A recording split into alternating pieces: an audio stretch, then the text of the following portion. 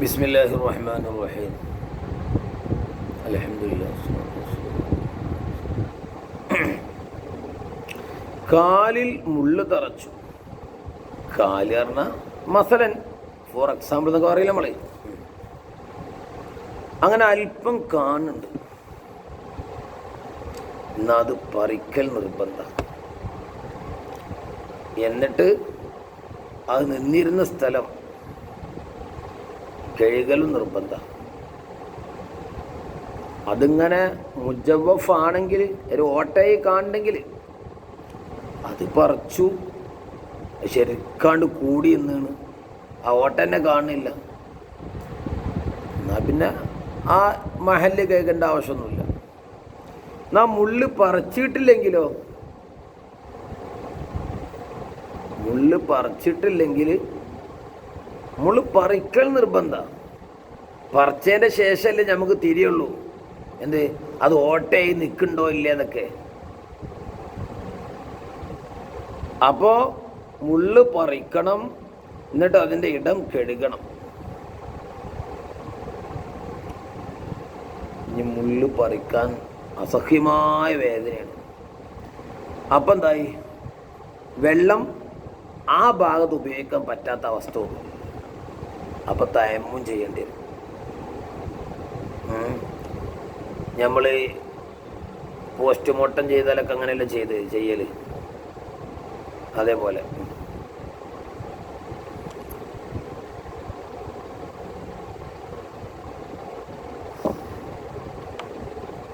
ഇതാ ലൗ ദഖലത്ത് ഷൗക്കത്തുൻ, ഒരു മുള്ള് കയറി പ്രവേശിച്ചു, ഫീ റിജ്ലിഹി, ഒരാളെ കാലിൽ, വലഹറ ബഅലുഹ, അതിൻ്റെ അല്പം അങ്ങനെ വെളിവാണുണ്ട്, എന്നാൽ വജബ ഖൽഉഹ, ആ മുള്ള് പറിക്കൽ നിർബന്ധമാണ്.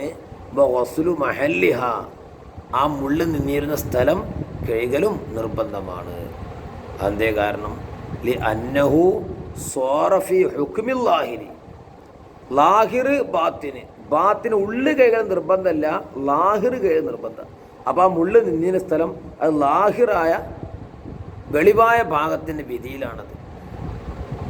ഇങ്ങനൊരു മുള്ള് തറച്ച് കയറിപ്പോയിന്, അതിൻ്റെ ഒരു ഭാഗം കാണുന്നില്ല, എന്നാലോ ഒന്നും ചെയ്യണ്ട. ഫൈനിസ്തറത്ത് കുല്ലുഹ, ആ മുള്ള് മുഴുവനും അറിഞ്ഞിട്ടുണ്ട്, എന്നാ സോറത്ത് ഫി ഹുക്മിൽ ബാത്തിനി, ആ മുള്ള് ബാത്തിൻ്റെ വിധിയിലാണ്. ഉള്ളൊന്നും പുറത്തടിച്ച് കഴിക്കേണ്ട ആവശ്യമില്ലല്ലോ നമുക്ക്. അതെ, ഫയസിഹു വുളൂഉഹു, അപ്പോൾ അവൻ്റെ വുളൂ ക്ലിയർ ആവും. അപ്പോൾ കാൽമ ഈ കാട്ടുകൂടെ കാട് വെട്ടുന്ന ആളുകളൊക്കെ ഉണ്ടാവും, അതുപോലൊക്കെ കാൽമ എന്തെങ്കിലും തറക്കാൻ സാധ്യത ഉണ്ട്, അല്ലെങ്കിലും ഉണ്ടാവും. അപ്പോൾ ഒളു കൊടുക്കുന്ന സമയത്ത് ശരിക്കും ശ്രദ്ധിക്കണം, കഴുകപ്പെടുന്ന അവയവങ്ങൾ വെള്ളം ചേരുണ്ടോ ഇല്ലേ. ഇപ്പം പെയിൻറ്റർമാരൊക്കെ ആണെങ്കിൽ, പെയിൻറ്റർമാരൊക്കെ ആണെങ്കിൽ നല്ല പെയിൻ്റ് ഉണ്ടാവും, അത് ചിലപ്പോൾ ചിലവരും എത്ര വല്ല മെയിൻ്റ് ചെയ്യില്ല. അത് ശരിക്കും കളഞ്ഞാലേ എന്താവുള്ളൂ, ഒന്നും ശരിയാവുള്ളൂ. ഇനി തീരെ പോണില്ല, എത്രയായിട്ട് പോണില്ലെങ്കിൽ അതിന് വേണ്ടി തയമ്മം ചെയ്യേണ്ടി വരും. ഇപ്പോൾ ഈ പ്ലംബർമാർ ചില പശുണ്ട്, അതാണ്ട് കൈമലായി കിട്ടിയ പോകാൻ വല്ലാത്ത ഗതിയടാ. ശരിക്കും കാണൂല, പെയിൻ്റൊക്കെ ആണെങ്കിൽ കാണും, ഇതിങ്ങനെ വെള്ള കളറായിക്കാരം, കൈയിൻ്റെ അതേ കളറായിക്കാരം, കാണൂല. അപ്പോൾ ചിലപ്പോൾ ഇങ്ങനെയൊക്കെ നോക്കേണ്ടി വരും, വെളിച്ചത്തൊക്കെ ആക്കിയിട്ടേ. അപ്പോൾ വെള്ളത്തിനെ തടയുന്ന ഒരു മറയും നമ്മളെ അവയവങ്ങളിൽ, ഒളുവാണെങ്കിൽ ഒളുവിലാണെങ്കിൽ ഒളു ചെയ്യുന്ന ഒളുവിൻ്റെ അവയവങ്ങൾ ഉണ്ടാകാൻ പാടില്ല. കുളിക്കുകയാണെങ്കിലോ, കുളിയുടെ അവന് ശരീരം എവിടെ ഉണ്ടാകാൻ പാടില്ല. ഇപ്പം ഈ കാലുമലൊക്കെ വിള്ളലുണ്ടാവും ചില ആളുകൾക്ക്.